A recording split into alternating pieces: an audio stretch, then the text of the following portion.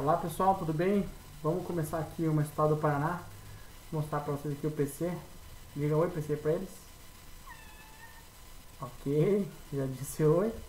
Então tá bom, vamos falar sobre a história do Paraná um pouco.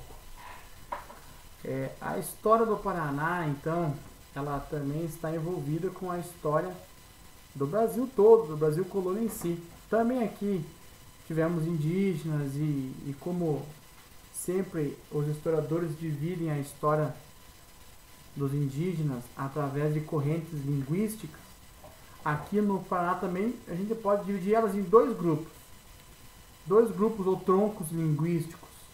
Um primeiro tronco chama-se tronco G e o outro tronco Tupi, certo?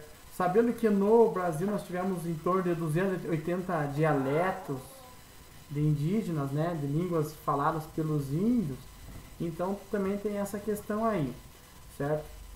Uma outra coisa, não podemos esquecer que lá em 1494 teve aqui o Tratado de Tordesilhas, que dividiu as terras descobertas na América entre Portugal e Espanha. Sabemos que a parte sul do Paraná ficava então para a capitania de Santana e a parte norte ficou para a capitania de São Vicente. Não vamos esquecer isso. A capitania de São Vicente então estava a cargo do donatário Martim Afonso de Souza, e a capitania de Santana, que ficava um pouquinho para baixo, então ficava a cargo do seu irmão, o Pedro Lopes de Souza. Então os dois irmãos com as duas últimas capitanias aí, certo? Então ambos esses irmãos, os dois, o Martim Afonso e o Pedro Lopes, eles não se interessaram, certo? E a ocupação do Paraná só veio a ocorrer no século XVII, justamente por causa da descoberta do ouro. Tem também uma questão no século XVI, quando o governador do Paraguai, o Irala, resolveu fundar algumas questões aí, algumas vilas no Guaíra, certo? E ele queria deter o avanço dos portugueses, então tem toda essa questão também dos espanhóis fundando reduções no Paraná. Em 1554, então 80 homens armados fundaram a vila de Oitiveiros, sob o comando então dos espanhóis. Em 1579, então foi fundada a Vila Rica do Espírito Santo, também perto de Guaíra, onde teve as reduções jesuíticas. Então, temendo o sucesso das reduções jesuíticas, os paulistas da capitania de São Vicente, que agora assim a gente pode chamar elas, eles então atacaram os espanhóis. Muito bem. O ouro, o fluxo populacional então no Paraná começa por causa do ouro. O ouro que foi descoberto chamava-se ouro de aluvião, que era feito a extração dele nos barrancos e leitos dos rios. Então, ouro de aluvião, né?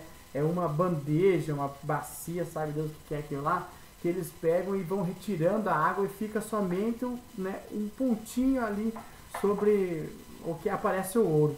Então, o primeiro ouro no Brasil ocorreu no Paraná no século XVI. Não vamos esquecer isso.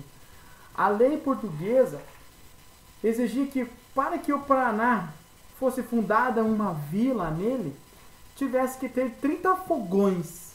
Fogões quer dizer famílias, formadas por homens bons, aqueles proprietários de terra que eram envolvidos com a política, certo? E que também pudesse formar uma Câmara Municipal, para que houvesse então o reconhecimento da vila de Curitiba, que começou então, que fundou-se Curitiba em 29 de março de 693, de 1693. Então, nesse dia, 29 de março de 1693, só repetindo, funda-se então a vila de Curitiba. Surgindo então os primeiros municípios, Guaraxaba, Antonina, Morretes, mas vai acontecer uma outra coisa aqui. Lá em Minas Gerais, eles também vão descobrir o ouro em Minas Gerais. E essa descoberta vai vir com uma certa decadência populacional. As pessoas que estavam ali buscando ouro no Paraná, elas vão ir para Minas Gerais.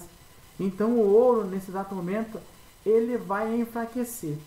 O ouro, então, foi o nosso primeiro ciclo econômico e agora entra em decadência. Então, após isso, vai começar o PC tá loqueando ali.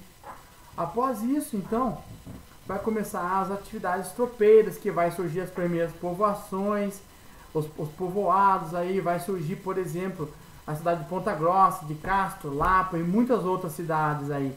A ocupação dos Campos Gerais paranaense, então foi graças a essa atividade dos tropeiros. Vamos ver aqui o que mais a gente pode falar. Bom, tropeirismo todo mundo já sabe que é levar os bois, a boiada, tocar a boiada, e os tropeiros aí, alguns na frente, outros no meio, outros atrás, tocando a boiada de forma correta. Olha o que eu pensei aqui, ó. Mas, rapaz, você para com isso. Olha aqui. Então sempre tinha o responsável pela boiada, né? Naquela época, então não existia estradas para transportar os produtos nos lombos dos cavalos e tal. E uma coisa interessante é que os cavalos eles não eram muito usados, então era usado mais mulas, que a gente chama de muares, certo? Somente com o transporte do gado, então lugares altos e tal, somente passava isso aqui. Então os caminhos utilizados com os tropeiros que a gente conhece na história aí do Brasil é o caminho do Viamão, caminho de Viamão, que sai Viamão, que sai lá do Rio Grande do Sul e vai passando por diversas outras cidades até chegar em Sorocaba, passando por Santa Catarina, Paraná, Sengés, Ponta Grossa, Lapa, certo? Então, chegando até Sorocaba para fazer isso. Ciclos econômicos do Paraná. Então, primeiro ciclo econômico, nós já vimos que foi o ciclo do ouro, o ciclo de aluvião, 1641, foi encontrado na Baía de Paranaguá, certo? O primeiro. O segundo ciclo, nós também já vimos que é o tropeirismo, transporte de gado vivo, né? Muito bem. O terceiro, a erva mate. A erva mate era conhecida e já utilizada desde antes da chegada dos europeus aqui no Paraná. Conhecida já pelos espanhóis como erva do diabo, os indígenas já conheciam essa erva. E a partir de 1820, um homem chamado Francisco Algazaray, começa então a fazer o beneficiamento dessa erva. Então foi uma grande economia nossa aí, certo? E foi até mais ou menos 1853, esse fato. Um outro ciclo econômico muito importante foi a madeira.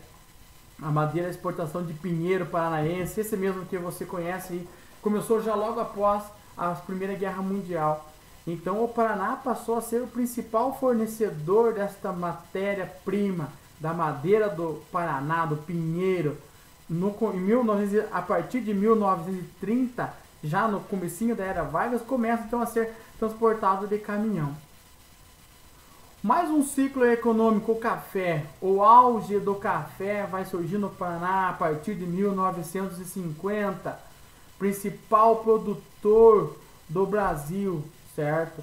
Desenvolveu-se principalmente lá em Londrina, no norte do Paraná.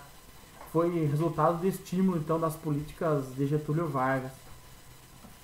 Vamos ver aqui os caminhos do Paraná. Vamos ver aqui quais foram os principais caminhos do Paraná.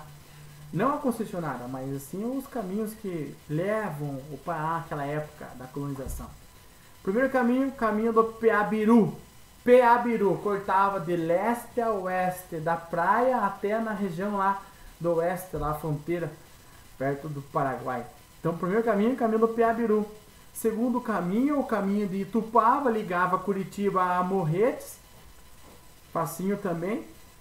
Logo após esse caminho surge o caminho da Graciosa, que vai ligar Curitiba a Antonina. O caminho do Arraial também já é um outro caminho. Esse caminho do Arraial ele foi aberto por faiscadores. O que são os faiscadores? São aquelas pessoas que estavam procurando ouro também, mas só que não o ouro de aluvião, o ouro em mina mesmo. E a Estrada da Mata, que é o caminho de Viamão, por onde foi muito utilizado pelos tropeiros. Então, nessa primeira parte, nós só vamos até aqui, nos caminhos. No segundo vídeo eu vou fazer já a iniciação da parte política. Valeu, então, abraço, até mais. PC!